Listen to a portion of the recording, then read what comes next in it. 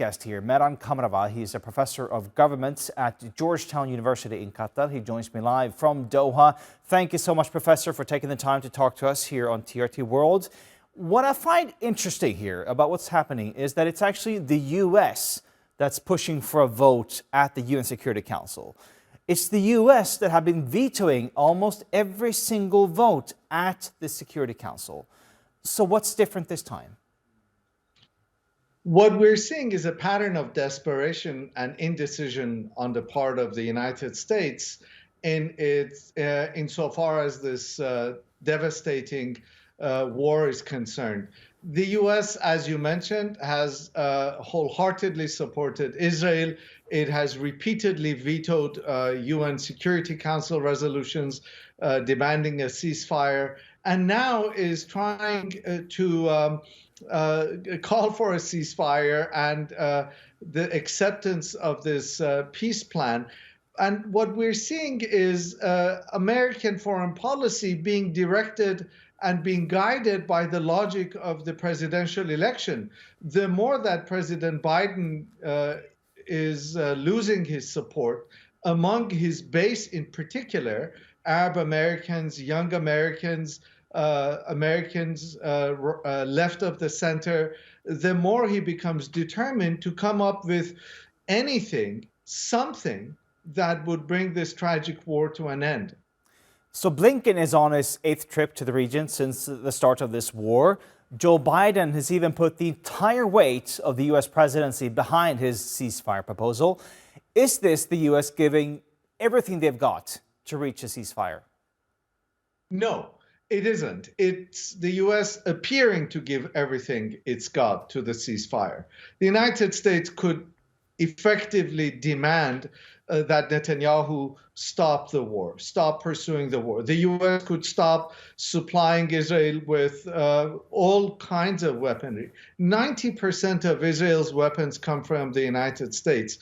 And this is the U.S. trying to dance around Netanyahu's determined pursuit of this war, while at the same time trying not to alienate its own support base among Jewish Americans and supporters of Israel in the United States.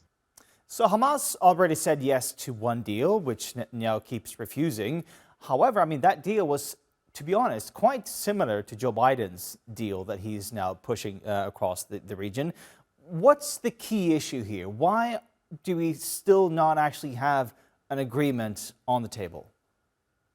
We don't have an agreement on the table because Netanyahu is aware that if the war comes to an end, so does his political career, a political career that spans decades. We just saw, as you reported, Benny Gantz resign from the war cabinet. We have seen demonstrations for months against Netanyahu. And so Netanyahu is quite aware that once the war ends, he's going to be held accountable for the way the war has been pursued. And so the sticking point here really is Netanyahu's persistence to continue with this tragedy. So you're talking about political considerations in the U.S. because of the election, political considerations in Israel because Netanyahu wants to stay in power. He doesn't want to face the judicial system. But you have institutions like the ICJ, the International Court of Justice, that have told Israel to stop their military offensive. You had the D8 countries just the other day issuing a statement calling for an immediate ceasefire. Why is nothing working? Israel considers itself to be an exceptional country, and Israel's friends and allies around the world, European Union, the Americans, they also consider Israel to be exceptional. And so the international rules-based order does not appear to apply to Israel or, for that matter, to the United States. So the ICJ, the ICC, these international institutions do not necessarily have enforcement power. And unless the European Union or the United States begin to enforce these international decrees and international rules, particularly when it comes to Israel, then of course they remain without force.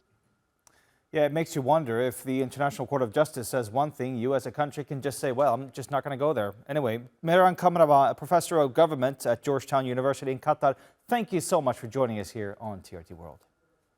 Thank you very much.